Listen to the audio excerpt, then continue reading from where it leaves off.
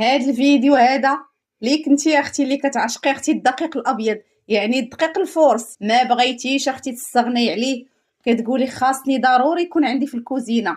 اليوم هاد الفيديو هذا واعر واعر، تجيه انتي اللي كتبغي الفورس وانتي اللي كتبغي الفرينه. اللي غادي نقول لكم الحباب بارطاجي وعافاكم تفاعلوا مع هاد الفيديو هذا بلي جيم وبالتعاليق ديالكم. اي سؤال مرحبا باسئلتكم كامله.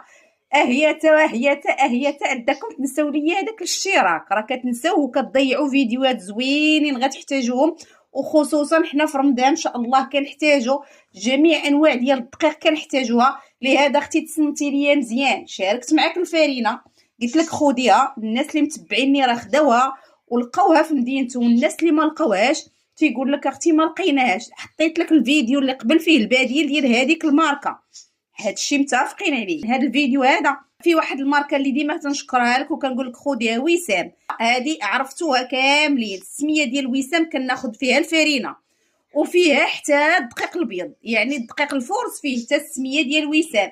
غير الشكل ديال الخنشه كيختلفوا في الشكل ديال الخنشه واللون ديالها.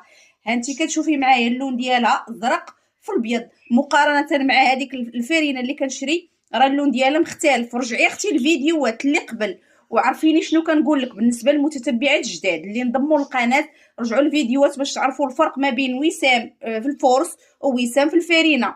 والاهم ان وسام في الفورس فيها 5 كيلو 10 كيلو 25 كيلو، اما الفرينه ما فيهاش 5 كيلو ما فيهاش 10 كيلو. الناس اللي كيقولوا لي في لي كومونتير سعاد اختي راه لقينا فيها 5 كيلو، ردي بالك ردي بالك ردي بالك، هذا ما غيجيكش الخبز ديالو زوين، غيجيك الخبز ديالو قاصح. هادشي علاش كتكتبوا لي تعاليق اختي الخبز ديالو كيجي قاصح، اختي الخبز ديالو كيجي قاصح.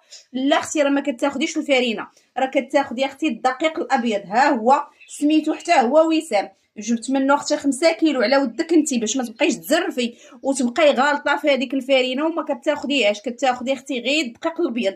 اما الناس اللي كيعشقوا الدقيق الابيض، انا كنرضي جميع الاذواق، انا كنرضيكم كاملين، لا اللي كيبغي الفرينه لا اللي كيبغي الدقيق الابيض. بغيت هذا الفيديو هذا تبارطاجا باش يوصل للناس كتير ويعرفوا الفرق ما بين الفرينه وسام وما بين الدقيق الابيض الخاص بالحلويات. اما ديك الفرينه مصور فيها غير الخبز والسمن. ردي بالك ردي بالك ردي بالك. هذا الفيديو هذا ليك انت يا اختي اللي كتغلطي وكتاخدي وسام الدقيق الابيض، هذا ما غيليقش ليك اختي في الخبز مقارنه مع الفرينه، راه كديري بها كلشي.